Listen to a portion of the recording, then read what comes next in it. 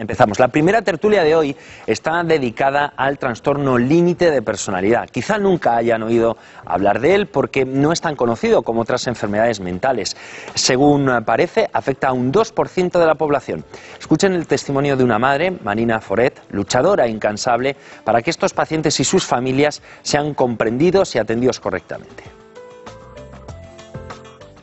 Y él, cuando estaba bien, me abrazaba, era muy cariñoso. Mamá, os hago sufrir. Una de las veces que se escapó de casa fue para decir: mamá, no os quiero molestar más. Y me acuerdo cuando nos llamaron por la noche que se murió, me quedé, digo: mira, has dejado de sufrir, pues que no me caía una lágrima, me quedé bloqueada. Lo que lloré mucho escribiendo el libro, pero a mano, a mano. Tenía que dejar de escribir porque me cogían, me fui desahogando. Marina Foret se refiere a su hijo Ricky, fallecido a los 26 años, víctima de un previsible accidente de moto. Escribió el libro Mi hijo, trastorno límite de personalidad, para desahogarse y ayudar a otros pacientes y a sus familias. Murió hace 17 años, tendría 42 o 43. 42 o 43. Ahora tengo soluciones para él que antes no tenía. O sea, doy consejos que yo no tenía. Marina Foret es una madre coraje. Suena a frase hecha, pero es cierta. Se sintió muy perdida y buscó respuestas. En 1999 fundó en Barcelona la primera asociación española de este trastorno y animó a que se fundaran otras muchas. Su teléfono lo tiene media España. La llamaban y la siguen llamando padres, sobre todo madres, buscando orientación y consuelo. Recuerdo una madre hace 2 años que me dijo que no le habían dado el diagnóstico a su hija porque no se lo darían hasta los 18 años. Esto es muy típico. Y a los 17 se tiró por la ventana. ¿Pero esto qué es? ¿Esto qué es? Pero es así. Marina no es psiquiatra, pero su experiencia como madre y como veterana líder del movimiento asociativo la hace una gran experta en este complicado trastorno límite de personalidad, que poco a poco se va haciendo más visible. La autoestima muy baja y no hay un futuro, no ven visión de futuro.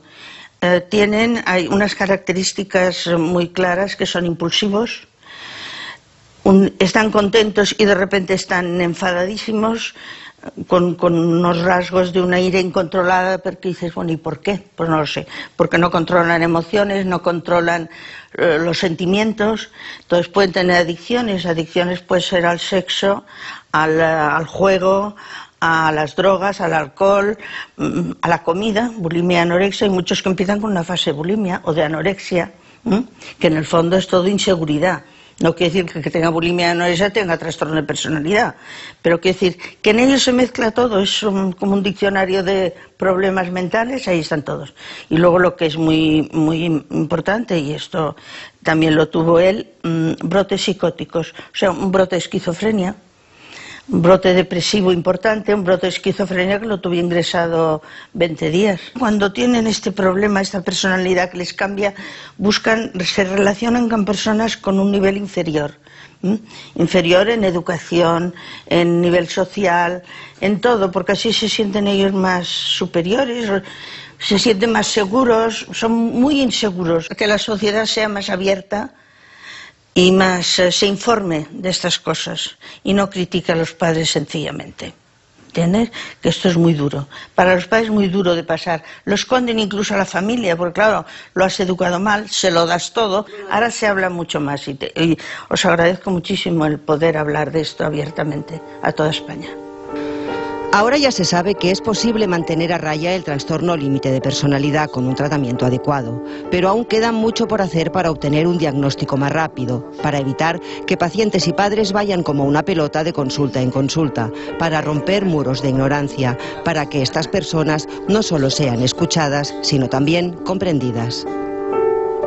Bien, pues después de escuchar las palabras de Marina Foret, a quien le agradecemos mucho su testimonio, nos hemos hecho una idea de lo que es relativamente el trastorno límite de personalidad. Y ahora es el momento de desplazarnos a la mesa para empezar esta tertulia con 3 expertos en la materia. Nos acompañan hoy en la mesa de Para Todos la 2, María Antonia García, es la presidenta de la Asociación Levantina de Apoyo y Tratamiento de Trastornos de Personalidad y Técnica en Mediación Social. Muy buenas tardes, bienvenida. Está con nosotros también Mónica Lavilla, es psicóloga clínica, experta en trastornos de personalidad, trabaja con familias en la Asociación Catalana ACAI y con pacientes en el Centro TLP Tratamientos de Barcelona. Bienvenida, doctora. Hola, ¿qué tal? Y por último saludamos a Marc Ferrer, es psiquiatra del Hospital Vall d'Hebron y coordinador del programa de Trastorno Límite de Personalidad. Bienvenido, doctor. Hola.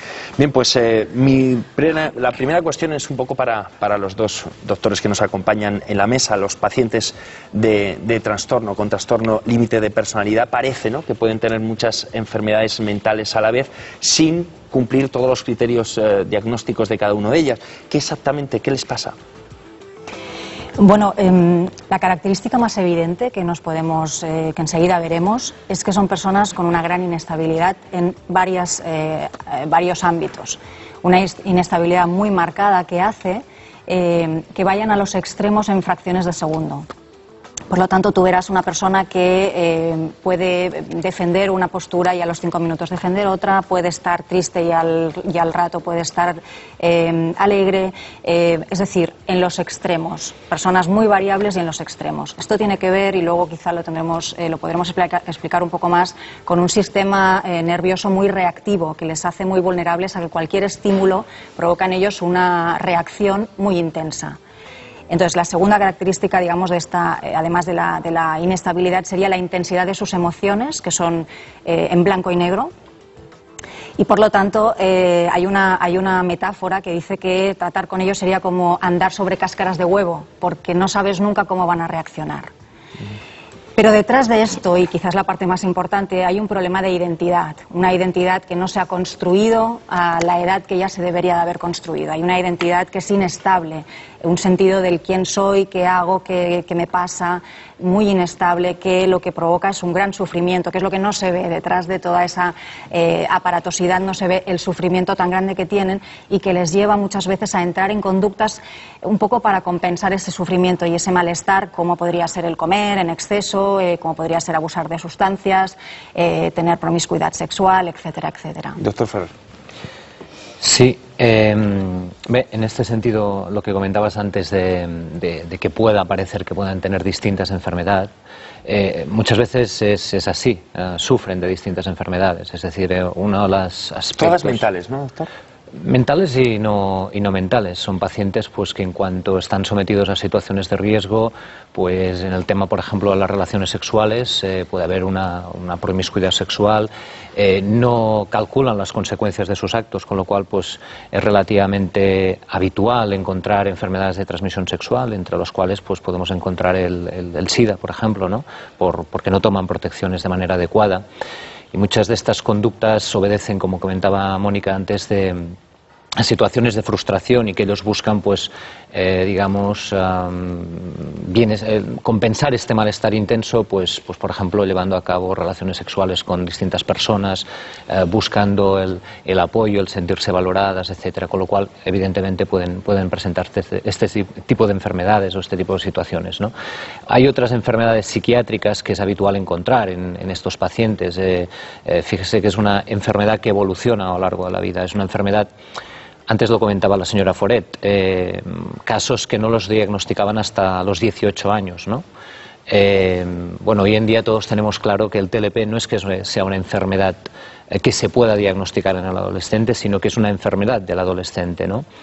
Que puede ser más o menos evidente a esta edad, pero que evolucione desde esta edad, y en cuanto evoluciona a lo largo de la vida es altamente probable pues que acabemos encontrando pues cuadros depresivos, cuadros de ansiedad, problemas con el consumo de sustancias, problemas de la conducta alimentaria. Es decir, pueden diagnosticarse esas enfermedades. Sí que es verdad que muchas veces estas enfermedades son la expresión del mismo trastorno, pero es habitual, podemos encontrar una gran cantidad de trastornos que técnicamente llamamos comórbidos, que coexisten con el propio TLP, y que muchas veces esto hace que se demore el diagnóstico. Es decir, que el clínico, ante la dificultad de tratar el TLP, diagnostique antes el síntoma, podríamos decir, como sería el trastorno de conducta alimentaria, el consumo de drogas, que no el problema en global, que sería el trastorno límite de personalidad. Bueno, Antonia, usted lo ha vivido Sí. en su propia persona. Su hermano falleció con este trastorno. Sí, Lo pasan tanto mal ellos como los familiares, claro, supongo. es que, bueno, mi presencia aquí pues evidentemente con dos profesionales como ellos, pues ya habéis escuchado un poco lo que son estos pacientes. Pues creo que os puede quedar un poquito claro lo que pasamos las familias y lo que hemos escuchado con Marina. Las familias, hace muchos años, de mi hermano, también hace unos años, y vas perdida hasta que te diagnostican. Primero, que son chicos inteligentes, cariñosos, bueno, ya lo ha explicado ella también. Algunos tienen carrera, estudios maravillosos y no te cuadra qué les está pasando. En casa vives una serie de dificultades que en otros momentos son súper inteligentes, están estables, sacan sus estudios y vas perdida. Y luego, pues, el familiar, tenemos que aprender a conocerles, cosa que hace unos años profesionales como Marc o Mónica para nada nos dejaban fuera de todas las terapias también. Hoy en día, y gracias a la labor de las asociaciones, que partió de Marina, esto no ocurre, pero también los profesionales, como el doctor Ferrer o Mónica, creo que van teniendo claro que sin trabajar con la familia no se puede tampoco avanzar con el paciente. Nosotros en ALAI el trabajo que hacemos es multidisciplinar. Siempre incorporamos a la familia. Necesario, ¿no?, para buscar esa solución, que el triángulo funcione. Absolutamente, porque ellos están viviendo en un entorno, las personas que sufren el TLP viven en un entorno que no comprende lo que pasa, porque es que la verdad es que muchas veces no puedes entender esos cambios, esas reacciones tan exageradas, tan extremas, ni ellos mismos son capaces de entender por qué hacen estos cambios. No hay un problema de inteligencia, no hay un problema de otros aspectos, simplemente son personas muy reactivas emocionalmente que no han conseguido encontrar, digamos, o desarrollar esa identidad que les pueda dar coherencia a lo que hacen. Entonces, su funcionamiento es bastante caótico. Por lo tanto, la familia lo que pasa es que no lo entiende, y como no lo entiende, muchas veces lo que hace es que la respuesta que tiene no facilita o no ayuda, sino que a veces incluso incrementa el malestar. Sí. Y ellos lo pasan muy mal porque no es fácil comprender qué está ocurriendo. Hay que aprender a hablar lenguaje, digamos, TLP. Es como un aprendizaje. Es el aprendizaje de la familia y el entorno. Tenemos que llegar a ellos. Sí. Yo un poquito insistiría, clásicamente se habla del principal riesgo del trastorno límite de personalidad es el riesgo de muerte por suicidio. Es una patología que se habla que aproximadamente el 10% de pacientes con TLP acaban consumando el suicidio, acaban muriendo por este motivo. Se calcula que el riesgo de conducta suicida, de suicidio consumado, es 50 veces superior al de la población general. Es decir, vemos que este es el elemento clave de entrada. Lo que tú tienes que intentar asegurar es que acaben muriendo por suicidio. Pero lo que muchas veces se olvida es las secuelas, la repercusión funcional del trastorno. Yo siempre digo que cada vez que un trastorno límite tiene una crisis, pierde algo, ¿no? Pierde un amigo, pierde un trabajo, la familia claudica un poquito más. Y son pacientes, hoy en día tenemos unos estudios fantásticos realizados en Estados Unidos, insisto, es una patología que evoluciona a lo largo de la vida, con lo cual es importantísimo tener estudios que nos cuenten qué va pasando a lo largo del tiempo. No es una enfermedad que uno pueda estudiar estrictamente desde un modo transversal, sino que es importante ver cómo evoluciona en el tiempo. Y estos estudios nos hablan, pues, de una visión muy optimista, mucho más optimista de lo que teníamos hace relativamente poco, que es que la impulsividad mejora relativamente rápido en el tiempo. En cambio, son pacientes que quedan con graves secuelas funcionales de este tipo. Es decir, son pacientes que no tienen trabajo, que dependen normalmente del sistema de pensiones, familias que pues han claudicado o tienen grandes dificultades para ayudar, no tienen amigos, tienen una situación complicada. Yo creo que este es el gran objetivo de tratamiento. Y yo creo que esto también va muy asociado a la demora en el diagnóstico y en el tratamiento. Yo creo que es clave en los próximos años. Yo creo que ahora ya se tiene bastante claro que es muy importante el diagnosticar el trastorno lo más precozmente posible e iniciar el tratamiento lo más precozmente posible, porque evitas que la enfermedad con el tiempo vaya complejizándose cada vez más. Pero cuesta mucho diagnosticarlo porque parece que las familias empiezan ese periplo de visitas de profesional a profesional con el gasto que supone, ¿no? Bueno, yo creo que la dificultad básicamente para diagnosticarlo es esa heterogeneidad en los síntomas que presentan, ¿no? Yo pienso que esto también está cambiando actualmente, ¿no? Mi visión desde que empezamos en el año 99 con la Fundación ACAI es de que ahora en la cabeza de muchos médicos de atención primaria ya está la posibilidad de que detrás de esas aparentes conductas haya un trastorno límite de personalidad que se está gestando, que todavía no, quizá digamos que es un adolescente, pero ya se puede hablar de rasgos y ya se puede empezar a intervenir. Y es importante esta evolución que se está haciendo. Es importante lo que dice Mónica y sobre todo que los profesionales lo diagnostiquen cuanto antes o empezar a trabajar con ellos. ¿Por qué? Porque lo que ha explicado Marc. Y luego lo que vivimos las familias es esa parte. Nos cansamos nosotros. Decimos bastas en muchas ocasiones porque no podemos más, pero es que ellos también se agotan. Ellos empiezan a desconfiar de que se puede salir de esto y se puede. Nosotros estamos muy contentos con un grupo ahora mismo, con un programa que está a punto de terminar en Valencia de pacientes TLP y se puede. Pero tienen que confiar en que pueden salir de ello. En su caso, con respecto a su hermano, ¿tardaron mucho en diagnosticarle? Sí, se lo diagnosticaron simplemente 9 meses antes. Tardaron 31 meses antes años. de fallecer. Sí. Claro, eso era antes. ¿Cuántos años de enfermedad tenía su hermano?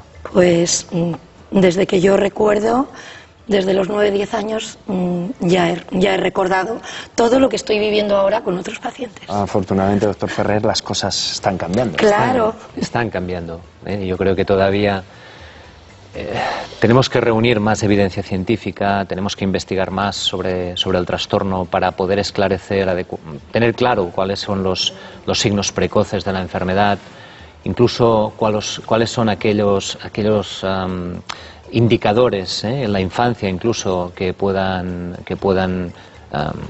indicar la aparición futura de un trastorno límite de personalidad. Yo creo que la clave es, clásicamente se argumentaba para no diagnosticar el TLP a edades tempranas de la adolescencia, que es que el adolescente todavía no tenía la personalidad estructurada. Lo que pasa es que se llegaba a situaciones absurdas, ¿no? Que es que ¿por qué diagnosticarlo a los 18 y no a los 17? Sí. Cuando biológicamente el cerebro podríamos decir que no hay grandes diferencias en cuanto a estados madurativos. Con lo cual, pues bueno, vencido esto, y hay un psiquiatra muy importante en el mundo del trastorno límite de personalidad, concretamente en el mundo del TLP adolescente, que siempre habla que esto, y permítame igual la comparación, es como si uno no diagnosticara un cáncer de mama hasta que no hay metástasis cerebrales, ¿no? Porque realmente pues el tratamiento de este cáncer con metástasis es mucho más complicado que un cáncer localizado. Pues esta sería un poquito la situación del TLP. En el TLP adolescente tenemos un paciente mucho más, yo diría, mejor definido desde un punto de vista de síntomas, lo que antes contaba Mónica, la inestabilidad emocional, la impulsividad, la identidad, todo esto está mucho mejor definido. Y en cambio en un adulto realmente la situación es mucho más compleja. Puede uno describir el paciente desde estos, digamos, dimensiones de psicopatología, pero hay muchas más problemas asociados, desde los problemas funcionales que comentaba a, por desgracia, por ejemplo, el tema del consumo de drogas, que es algo que es muy habitual en el TLP y que lo único que hace es ensombrecer el diagnóstico, dificultar el diagnóstico y ensombrecer el pronóstico, porque el tratamiento es mucho más complejo. Suponemos son pacientes que necesitan terapia psicológica, medicación. ¿Cómo son los resultados de estos tratamientos? Bueno, afortunadamente hay muchos estudios que demuestran longitudinalmente pues que hay muchas de las características del trastorno que mejoran a través del tratamiento farmacológico y psicológico. En estos momentos ya hay estudios de 10 años incluso, ¿no?, que indican que lo más aparatoso, digamos, lo que hace que una persona tenga dificultades extremas para funcionar, pues disminuye con una atención adecuada. Incluso por el propio paso de los años hay una atenuación de ciertas cosas como la impulsividad, ¿no? Por lo tanto diríamos que el pronóstico es favorable. Sin embargo, es verdad que hay un deterioro quizá más de tipo social y funcional que se mantiene. porque son personas que su proceso madurativo parece como que es mucho más tarda más en alcanzarlo, ¿no? Es decir, su identidad, qué quieren hacer, cómo mantenerse en las cosas que empiezan, son muy inestables. Eso quizás es lo que, digamos, que todavía se mantiene a lo largo de los años, y por lo tanto son tratamientos largos, no son tratamientos cortos, aunque en la mayoría de las terapias en los primeros 2 años podríamos decir que lo más aparatoso, todas estas situaciones extremas como las autolesiones, como los consumos, como los intentos de suicidio y demás, pueden haber disminuido de una forma prácticamente considerable, por no decir que hayan desaparecido. Quedan luego ya los aspectos de base, ¿no? Que estos hace falta trabajarlos con más tiempo. Parece que la terapia dialéctica conductual está funcionando con muy buenos resultados. Hay muy buenos resultados, no es la única, pero es una de las que está demostrando ser más eficaz y bueno, y luego pues un poco también creo que la clave está en que en el entorno, las personas que estamos en el entorno, sepamos un poco cómo facilitar también ese cambio, que lo tienen que hacer ellos, pero que desde el entorno es muy importante que podamos ayudarles y no ponerles, es decir, tradicionalmente lo que se les ha dicho a los padres es que les tienen que poner más límites y más normas a estas personas, porque son personas que necesitan mano dura. Y esto hoy en día se sabe perfectamente que no es así. Sí que necesitan límites porque ellos son personas caóticas que carecen de estructura, pero no todo es poner límites. Hay que aprender muchas más habilidades de comunicación y de gestión para poder, digamos, para hacer que la convivencia sea positiva. Claro, porque, doctor Ferrer, ¿se sabe el origen del trastorno? La pregunta del millón, quizás. Sí, bueno, no sé si del millón o del medio millón, pero sí es complejo. Podríamos decir que es una enfermedad con una base genética, es decir, hay un componente hereditario, hay un componente biológico, pero que no es, digamos, la única de las causas. Necesitamos un componente ambiental, digamos, una experiencia negativa que puede haber vivido el individuo vulnerable, es decir, que tiene esta predisposición biológica, esta predisposición genética, para que se acabe estructurando la enfermedad como tal. Es decir, podríamos decir que es un modelo donde sobre una vulnerabilidad biológica determinada genéticamente inciden una serie de estresores ambientales más o menos evidentes. Hay muchísimos estudios pues, que hablan de algunos pacientes que han sido víctimas de abusos sexuales, otros que han sido víctimas de abusos físicos, pero muchas veces es difícil o casi imposible evidenciar un estresor ambiental como tal digamos, en la génesis de esta enfermedad. Sin embargo, hay una cosa importante y es que, si me permites, la mayoría de personas que tienen TLP explican que su infancia ha sido de gran sufrimiento y, sin embargo, esto no coincide con la impresión que puedan tener las familias de cómo han vivido esa infancia. Ahí está. ¿No? Quería matizar un poco y quizás esto. Si me permites nada más un segundo, esto tiene que ver con un sistema emocional muy reactivo. Es decir, que estímulos que para ti o para mí probablemente nos los podemos tirar en la espalda y no ha pasado nada, estas personas que en ese momento son niños y niñas los están viviendo de una forma muy intensa. Muy intensa, ¿no? Por lo tanto, su experiencia es real, pero a la vez no es la misma experiencia que tienen las demás personas que están aquí. Iba a eso, Mónica. Es una hipersensibilidad. Entonces, yo creo, bueno, que a estas alturas creo que es una hipersensibilidad. Claro, hasta que detectas en el entorno familiar, como me explica Mónica, que algo le está pasando, tú ves a un chico sano, deportista, creativo, alegre, en teoría, y detectas pequeñas cositas, pero dices, bueno, tiene 10, 12, 15 años, será normal. Entonces, pero empiezan a aparecer esos síntomas de alarma, ¿no, María Antonia? Sí, ¿no? En algunos, yo recuerdo, claro, yo en este caso, con el mío, sí que volviendo la vista atrás, he hecho, pues sí que lo recuerdas, en algún momento que piensas, ostras, ¿por qué le afecta tanto esto? Si es una tontería. Y haberlo dicho, claro, en ese momento dices, pero si es una tontería.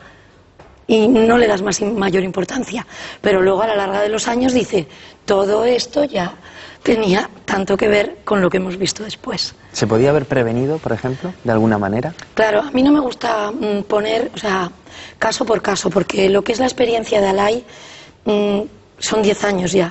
Entonces, caso por caso es muy complicado, me imagino que ellos estarán de acuerdo. Pero prevenir, sí. Es una labor que desde la Asociación Española de Trastornos de Personalidad, en la que estamos aglutinados todas las asociaciones que nos dedicamos a esto, pues yo personalmente sí que creo en la prevención.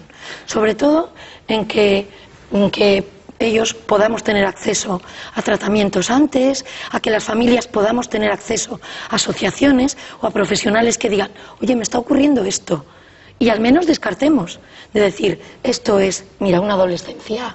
Ellos lo pueden detectar, claro, los profesionales. La importancia de saber diferenciar, ¿no? Claro, y ya es una prevención. O sea, si no es esto, ya es una prevención. Esta sería la clave. Seguramente no estamos hablando de una prevención primaria, como a nivel epidemiológico se denomina. Es decir, hablaríamos de una prevención secundaria, es decir, aquellos chicos con ya algunos síntomas o algunos rasgos identificables o asociables del trastorno límite de personalidad, empezar a tratarlos lo más precozmente posible, antes incluso que se estructure el trastorno como tal. Claro, lo ideal sería tener incluso algunos indicadores de riesgo o para poder identificar a aquellos chicos que tienen un riesgo mayor para desarrollar la enfermedad, ¿no? Quizás buscando antecedentes familiares, pues hay chicos pues que tienen padres o tienen algún tipo de familiar afecto del trastorno, pues un chico que tiene estos antecedentes y que está siendo o ha vivido una circunstancia personal traumática, pues igual empezar a tratar preventivamente. Esto sería quizás una prevención primaria, pero esto es muy difícil de aplicar porque no tenemos identificados todavía claramente los indicadores que nos ayuden a decidir sobre qué chicos trabajar y qué chicos no trabajar. Hay personas que tienen una elevadísima resiliencia, hay personas que han pasado por circunstancias complicadísimas en su vida, han perdido a sus padres, han vivido accidentes, han padecido todo tipo de sufrimiento y nunca desarrollan ningún tipo de enfermedad. En cambio, como comentaba antes Mónica, pues hay chicos pues que con estresores de menor intensidad, pero condicionados por la manera que ellos tienen de vivirlos, pues acaba generando este estrés tan tremendo que tienen estos pacientes, este malestar subjetivo tan intenso que acaba seguramente precipitando la enfermedad. Con lo cual nos queda bastante que saber, pero sí que es verdad que cada vez se tiene más claro que, insisto, que las políticas preventivas, las intervenciones, los programas preventivos son los que al final ayudarán a mejorar el pronóstico a la enfermedad. No esperar a que la enfermedad ya esté lo suficientemente estructurada y sea tan grave y ha habido tantas tentativas y estén consumiendo sustancias y hay todo tipo de problemas para tratar, porque después la realidad es que estos casos son muy complejos y requieren de una intervención que no se reduce única y exclusivamente a la psicoterapia o al tratamiento psicofarmacológico, sino que implica a las familias. Muchas veces necesitas de servicios sociales. Algunos pacientes, pues fruto de sus conductas impulsivas, pues acaban en el sistema penitenciario, cuando no acaban en la red, no de salud mental exclusivamente, sino de drogas, donde tenemos seguramente un pool muy importante de pacientes TLP sin diagnosticar y seguramente, por ejemplo, responsable de gran parte de los casos o de algunos casos de fracaso escolar y de este bajo rendimiento académico que estamos observando junto a otras enfermedades que también, por desgracia, no se diagnostican adecuadamente. Claro, cómo se previene el factor genético, que también, como apuntaba el doctor Ferrer, está muy presente, ¿no? Difícil aquí, ¿no? De momento es imposible. De momento queda mucho trabajo, ¿no? La realidad es que es imposible. Sabemos muy poco de lo que son las bases genéticas del trastorno. Nosotros participamos en distintos proyectos y realmente sabemos, no me atrevería a decirte un porcentaje, pero sabemos un porcentaje muy bajo de la heredabilidad. Sabemos que es un trastorno heredable, que está entre el 40 y el 60%, la heredabilidad del trastorno, pero no podemos decir qué tipo de mutación, en qué gen. Seguramente es poligénico, es decir, no es un único gen, sino que hay varios genes implicados y es polifactorial, hay distintos factores implicados en la aparición del trastorno.